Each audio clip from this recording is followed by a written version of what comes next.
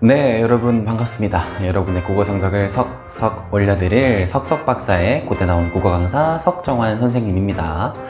드디어 기대하던 6월 모의평가. 제가 이번 6월 모의평가에서는 조금 흥미로운 세트를 하나 갖고 왔습니다. 이제 많은 학생들이 가장 어려워하는 문학의 파트가 고전소설인데, 이 고전소설을 풀 때 여러분이 텍스트를 다 해석해서 다 풀어야지 라고 생각을 하면 굉장히 오래 걸릴 거예요. 그래서 여러분의 문학 문제풀이 시간을 훅 단축시켜 줄 수 있는 좀 팁들을 여러분께 알려드리기 위해서 6월 모의평가에 출제된 소현성록, 16특강 연계 작품이죠. 소현성록을 가지고 여러분과 함께 해설을 해보는 시간을 좀 가져볼 건데, 아마 좀 놀라실 겁니다. 지문을 다 읽고 푸는 게 아니고 문제에서 요구하는 대로, 그리고 문제의 발문들, 특징을 활용해가지고 최대한으로 효율적으로 어떻게 하면 문제를 풀 수 있는지를 여러분께 알려드릴 거예요. 상당한 꿀팁이니까 두 눈 크게 뜨고 들어주시면 감사하겠습니다. 기본적으로 문학에서 고전소설 같은 경우 소설에서 나오는 그 문제의 발문들은요 좀 정해져 있는 편입니다. 크게 나누자면은 부분에 대하여 묻는 문제, 예를 들자면 기니디름이 이렇게 해놓고 기니디름이 대답 1, 2, 3, 4, 5 해가지고 물어보는 문제라든지, 아니면 A, B 딱 이렇게 표시해놓고 A에 나와 있는 표현 방식, B에 나와 있는 표현 방식 이런 걸 물어보는 문제라든지, 그리고 전체를 묻는 문제가 나옵니다. 그래서 18번 같은 경우 윗글에 대한 설명으로 적절한 것은, 19번 윗글의 내용에 대한 이해로 적절하지 않은 것은, 이런 게 출제되는 게 전체에 해당하는 문제라고 할 수 있겠죠. 그리고 이쪽 축에는 어떤 게 있을 수 있냐면, 적절한 걸 물어보는 문제와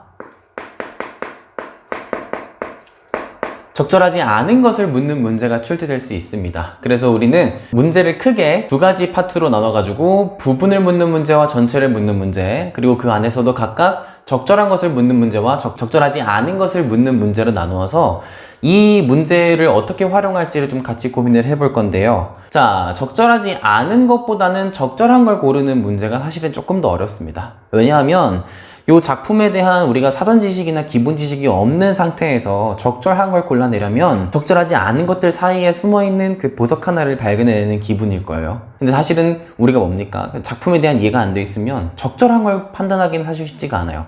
근데 적절하지 않은 것 판단하기는 상대적으로 좀 더 쉽다고 할 수 있겠죠. 그래서 부분에 대해서 묻는데 적절한 걸 물어보는 문제는 이거는 어렵지 않게 풀 수 있죠. 부분 근처,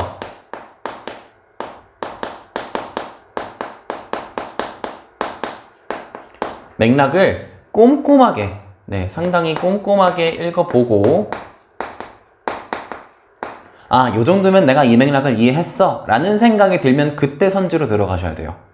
왜냐하면 적절한 걸 물어보는 문제 같은 경우는 선지들에 휘둘리지 않고 읽기 위해서는 우선 먼저 부분 근처에 해당하는 맥락을 꼼꼼하게 읽은 다음에 선지를 검토하러 들어가셔야 됩니다. 자, 그 다음에는 전체에 해당하면서 적절한 거를 묻는 문제가 사실은 가장 고난도라고 할 수 있겠습니다. 여기 같은 경우는 가장 고난도이고요. 사실은 적절하지 않은 선지를 내가 걸러낸다.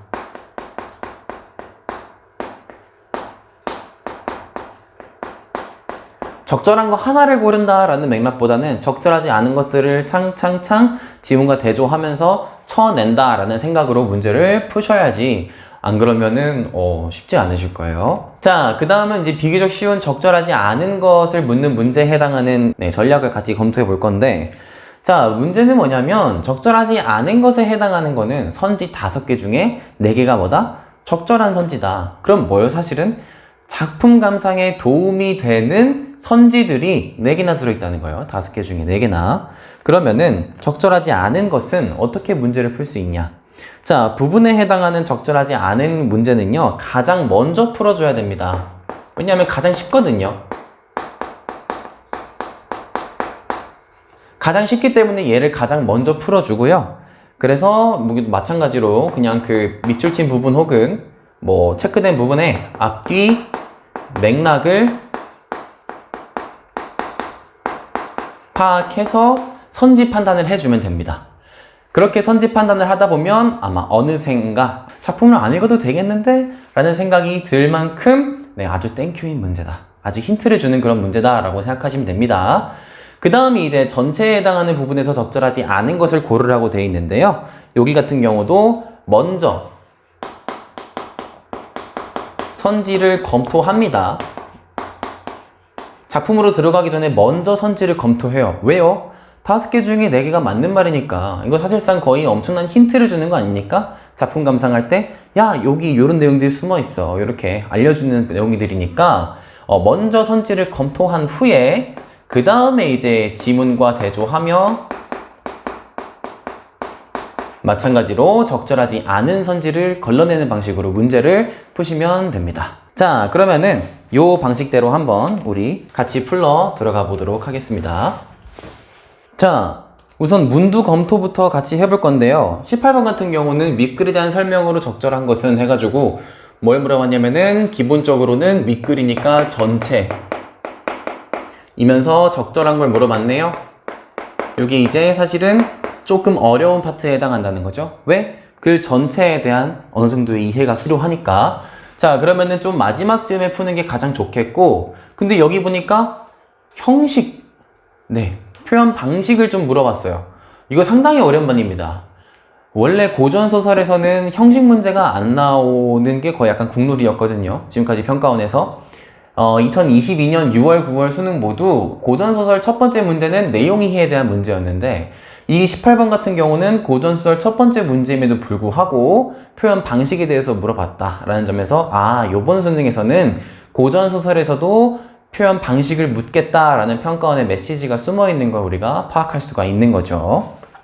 자, 그 다음은 윗글의 내용에 대한 이해로 적절하지 않은 것을 물어보고 있죠. 요거는 아까와 마찬가지로 전체를 묻는 문제지만 내용 문제고 적절하지 않은 것을 묻는 문제이기 때문에 선지를 먼저 훑어 읽어본다. 내가 글은 지문 내용은 개뿔 모르더라도 선지를 먼저 훑어 읽어본다. 왜? 여기 나와 있는 5개 중에 4개가 맞는 말이니까 내가 요거를 읽고 작품을 조금 이렇게 엿보기를 해보겠다 라는 마음가짐으로 들어가시면 됩니다.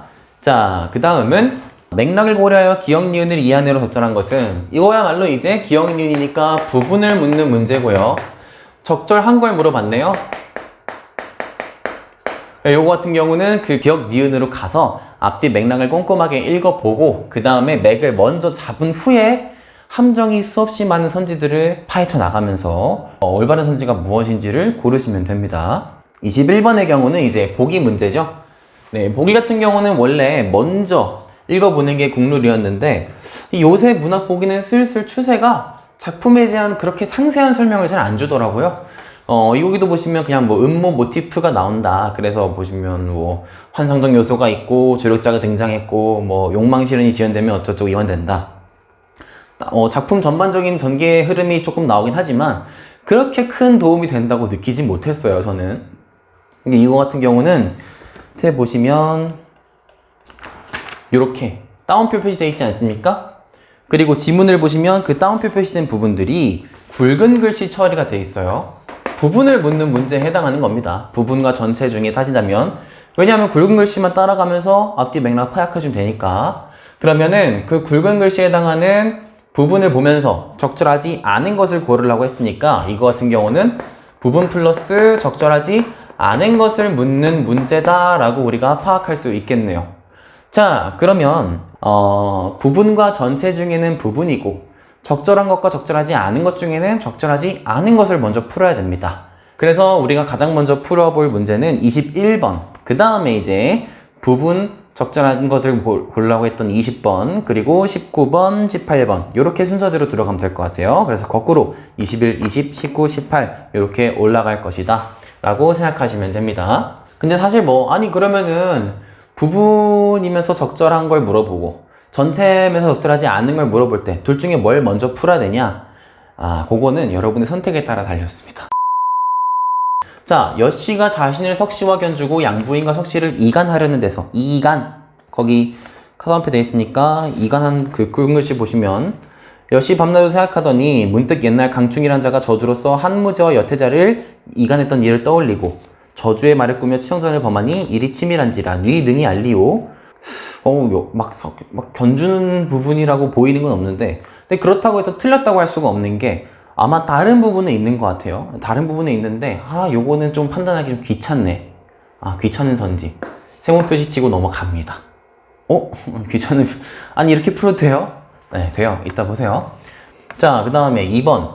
여씨가 꾸민 봉한 것. 봉한 것으로 들어가 보면, 침상 아래를 쓸다가 갑자기 봉한 것을 얻어내며, 알지 못하겠도다. 누가 잃은 것인고, 필연 동료 중 잃은 것이니, 임자를 찾아주리라. 그래서 뭔가 그 시녀가 청소하다가 뭔가를 찾아냈어요. 하고 혼잣말을 했대. 이것이 개성을 통해 양부인에게 건네진 데서, 요게 이제 시녀 개성이네요. 요게 양부인한테 건네지나요? 학원을 부인이 수상히 여겨 가져오라 하여 여겨지네요. 건네지네요. 상하관계에 있는 음모자와 조력자에 의해 서사적 긴장이 고조됨을 알 수 있겠군. 그러면은 상하관계에 있는 음모자와 조력자라는 거는 양부인이 음모자고 시녀가 조력자가 되는 건가요? 그렇게 될 수 있긴 하겠네요. 일단 양부인이 뭐 음모자인지 뭔지는 잘 모르겠지만 하여튼 요것도 좀 완전히 옳다 그르다라고 하기는 어려운 선지다. 자, 그 다음 3번. 그 글이 불살라지고 시녀들의 누설이 금지된 데서 양부인에 의해 음모의 실행이 저지되어 서사적 긴장이 일시적으로 이완됨을 알 수 있군. 자, 그 글이 불살라졌대요. 자, 그 글을 보니 품은 한이 흉악하여 차마 보지 못할 바이러라. 필적이 산뜻하니 완현히 석시의 것이라. 크게 괴히 여겨 다시 보니 그 언사의 흉함이 차마 바로 못할지라. 요게 음모를 한 부분인가 봐요. 그니까 지금 보니 위에서 말했던 음모자와 조력자가 양부인이 아니고 요거는 여씨네. 여씨가 그니까 시녀를 시켜가지고 그 침상 밑에 뭘 넣어놓고 청소할 때 이제 꺼내는 척해서 꺼내라 이렇게 시켰나봐요. 서사적 긴장이 고조됨을 알 수 있는 게 맞겠네요. 그러면 지금 여씨가 석씨를 음모한다라는 어떤 그런 맥락이 1번에서도 나오고 2번에서도 똑같이 진행되고 있습니다. 그럼 3번에서는 그 글이 불살라지고 시녀들이 그 누설이 금지됐어요. 그 말의 뜻은 뭐야? 양부인이 석씨를 감싸준다 이 말이죠. 보니까 누설하지 말라고 돼 있네. 그래서 입을 다물게 했어요. 그래서 이 음모의 실행이 저지되어 서사적 긴장이 일시적으로 이완됐다. 맞는 말이죠. 그렇게 볼 수 있겠지. 자, 이제 지금 보시면 알겠지만 글을 읽지 않고 막 맥락을 어떻게 막 추론해서 막 맞추고 있어요. 근데 아마 요게 소설 전체 맥락이랑 크게 다르지 않을 겁니다. 왜냐? 여기 중에는 4개가 맞는 선지니까요. 그렇게 할 수 있는 거야. 4개가 맞는 선지이기 때문에. 자, 그 다음 4번. 회면단을 먹고 여씨가 본래 모습으로 돌아오는 데서, 거기 회면단 굵은 글씨 보이시죠? 오른쪽 페이지. 자, 회면단을 물에 풀어 두 화씩에 나눠지니 진짜 화씨 녹이 가득하여 먹고 왈. 녹이니 이제 분노죠, 분노. 그래서 진짜 화씨는 먹고 그대로. 근데 거기 보니까 밑에 쭉 내리니까 소씨 나아가 우김질로 들이붓더라. 여씨가 마지못하여 먹으니 화씨 변하여 여씨 되는지라. 막 화씨로 둔갑을 했나봐요. 그래서 여씨가 본래 모습으로 돌아오는 데서, 자, 음모자가 욕망의 실현을 위해 준비한 환상적 요소가 음모의 실체를 드러내는 도구로 작용함을 알 수 있군. 저기 그 환상적 요소는 뭘 말하는 거야? 화씨로 둔갑한 걸 나타내는 거죠. 그게 또 음모의 실체를 드러내는 도구로 작용할 수 있겠네요. 그쵸? 너 그런 거였어? 너가 다 꾸민 거였어? 다 드러나게 되는 거죠. 여씨가 그 둔갑했다는 사실이 드러나면서. 자, 그 다음에 5번. 상선은 금수의 행동을 한 여씨를 교화하려 했지만 양부인은 어젯밤 일로 여씨를 내친 데서 처벌 방법을 두고 대립이 있음을 알 수 있군. 금수의 행동이 어딨어? 왼쪽 페이지 보시면 다른 부인의 방을 엿들으면 금수의 행동이라 전일 만한 사람이 있어도 전혀 믿지 않았더니 쭉 읽어보시면 이게 무슨 내용이냐면 너 내가 전에도 이런 얘기 몇 번 들었는데 내가 실제로 보니까 너 안 되겠다. 너 혼나야겠다. 이런 말을 한 거예요. 했더니 여씨가 크게 부끄러워하더라. 이런 부분에서 이제 여씨를 교화하려 했는데 양부인은 어젯밤 일로 여씨를 내쳤대요. 맨 마지막 부분에 나오네요. 그쵸? 여씨는 부끄러움 이기지 못하여 움직이지 못하고 날이 새어 치정장에 들어가 어젯밤 일이 아래더라. 양부인 놀라고 여씨를 불러 마루를 꿀리고 벌주니 가장 엄숙하여 언어 명백하여 어쩌고저쩌고 내치더라. 한 데서 처벌 방법을 두고 대립이 있음을 알 수 있군. 대립이요? 자, 기본적으로 말이 안 되는 게 중략 부분 줄거리라는 이 건널 수 없는 강을 사이에 두고서 앞에 있었던 금수의 행동과 뒤에 있는 어젯밤 일에 해당하는 맥락이 서로 대립을 하고 있다라고 하면 말이 안 되죠. 중력 부분에 줄거리가 있는데 말이야. 이거 건널 수 없는 강인데. 요걸 두고 얘네 둘이 대립을 한다. 5번이 너무도 확연히 틀린 선지입니다. 그래서 답은 5번이 되겠고요. 나머지 선지들을 이제 우리가 힌트 삼아서 나머지 문제들을 풀어나갈 수 있겠죠. 그래서 5번을 답으로 고를 수 있다는 거. 자, 그래서 우리가 요 문제를 풀면서 얻어낸 맥락들은 뭡니까? 여씨가 석씨를 음모해가지고 뭔가 이렇게 하려고 했는데 잘 안 됐어. 왜? 양부인이 그걸 막았어요. 뭐 의도한 건 아니었겠지만. 그러다가 뭐 뒤에 보니까 뭐 또 여씨가 화씨로 둔갑을 해가지고 또 뭔 짓을 저질러 했는데 안 됐어. 회면단을 먹고 뭐 이렇게 됐어. 그런 맥락. 지금 여씨가 나쁜 놈이고 석씨랑 화씨가 그의 피해자고 양부인이 이제 그것을 막는 좀 권위 있는 사람이라는 걸 우리가 파악할 수 있겠죠. 자, 그 다음에는 20번. 맥락을 고려하여 기억과 니은을 이해한 내용으로 가장 적절한 것은, 자, 기억 보시면 후일은 그런 말을 마소서. 요 맥락이 뭐예요? 그래서 앞에 한 5줄 정도부터는 읽어줘야 됩니다. 석파가 취해 실현함을 깨닫지 못하고 왈. 석부인은 비단 얼굴뿐 아니라 덕행을 겸비하여 시모이신 양부인이 더욱 사랑하시나이다. 석파가 누구지 모르겠는데 위에 보니까 상서의 서모라고 나오네요. 상서의 서모 석파가 이런 말을 했어. 실언을 했어요. 이때 석씨가 석파를 청하자 석파가 벽운당에 이르러 웃고 왈. 나를 불러 무엇하느뇨? 내 석부인이 받는 총애를 여부인에게 자랑하였나이다. 하니까 석씨가 내키지 않아 하며 당부하되 후일은 그런 말을 마소서. 내 자랑 좀 저기 가서 하지마. 창피하니까 이제 이런 말이겠죠. 그니까 후일은 그런 말을 마소서는 내 자랑을 하지 말라. 딴 데 가선 다음부턴 그러지 마. 이런 뜻이고. 그 다음에 니은 보시면 자, 부인은 깊은 밤에 어디 갔더뇨? 여씨 답왈. 문안 후 소부인의 운치가게 갔더이다 라고 얘기를 하는데 요 앞에 보시면 희미한 달빛 아래 여씨가 난간에 엎드려 그 세 번째 줄 보세요. 희미한 달빛 아래 여씨가 난간에 엎드려 화씨의 방을 엿듣는지라 도로 청운동에와 시녀로 하여금 청하니 여씨가 급히 돌아오니 상서가 정색하고 문왈 하는 부분인 걸 보니까 상서가 그 사건의 진상을 알고 나서 이제 물어보는 거네요. 너 어디 갔었니? 이렇게 물어봤는데 거짓말을 한 거네. 문안 후 소부인의 운치가게 갔다이다. 거짓말을 하는 거예요. 그러면 20번의 선지를 쭉 훑어보면 우선 기억부터 보자. 독선을 질책하는 거 아니고요. 안전도모하는 것도 아니고 호의를 표현하는 거 아니고요. 경솔함을 염려하는 말 요거죠. 그러면 뒤에 거 맞나? 니은은 상서의 음심을 피하기 위해 한 말? 맞네. 4번 이렇게 골라주면 된다는 거예요. 자, 그래서 이런 문제는 여러분이 반드시 맥락을 먼저 파악하고 선지로 들어가줘야 헤매지 않고 빠르게 착착 골라낼 수 있다라는 거고, 그 다음은 이제 19번과 18번 문제를 풀면 됩니다. 자, 19번으로 가시면 윗글 내용 이해로 적절하지 않은 것은 고르라고 했는데 한번 쭉 훑어 읽어보면 답은 3번이 돼요. 여신은 상서의 책망에도 부끄러워하지 않는다. 사실 21번의 5번 선지나 20번의 이제 니은 같은 거 풀다 보면 맥락을 파악할 수 있었을 텐데 그 막 꾸짖는 부분 뒤에 여씨가 크게 부끄러워하더라 라는 부분이 있어요. 바로 고를 수 있습니다. 적절하지 않다라고 훑어 읽어가다 보면 그래서 곧바로 고르고 넘어가시면 돼요. 그 다음 18번 윗글에 대한 설명으로 가장 적절한 것은, 자, 우리 작품은 안 읽었지만 사실 진짜 거의 그냥 다 읽었다라고 보시면 돼요. 맥락은 다 이해했다. 내가 안 읽었는데 읽었다. 문제만으로 그냥 맥락은 다 파악했다. 가능한 거죠. 그러면은 그냥 문제를 풀 수 있습니다. 자, 1번 배경 묘사를 통해 인물의 성격 변화를 암시하고 있다. 요거 은근히 꾸준히 나오는 선지인데 사실 읽기만 해도 맞기가 희박한 내용의 선지죠. 예, 틀렸고요. 2번 독백을 반복한 쪽 그런 거 아니고 내적 갈등 얘기 아니죠. 3번 과거와 현재를 교차해요. 아니죠. 4번 한 인물과 다른 인물들 간의 다면적 갈등 관계 맞네요. 여씨와 석씨, 화씨 이렇게 이런 다면적 갈등 관계를 제시하고 있다. 4번이 너무 맞는 말이네. 5번 두 공간에서 동시에 일어난 사건을 병렬적으로 배치하고 있다. 그런지 아닌지 따져보기 너무 귀찮은데요. 4번이 너무 맞는 말이라서 찍고 넘어가도록 하겠습니다. 네, 이렇게 해서 여러분의 문학풀이 시간을 훅 줄여줄 수 있는 고전소설 독해풀이 방법 같이 살펴봤는데요. 핵심은 뭐냐면은 자, 문제풀이 순서를 전략적으로 잘 짜서 최대한 문제를 통해서 소설 내용을 전반적으로 이해할 수 있는 전략을 구성한 후에 그대로 풀면서 충실하게 단 부분을 맥락을 파악할 때는 꼼꼼하게 따져가면서 맥락을 충실하게 파악한다.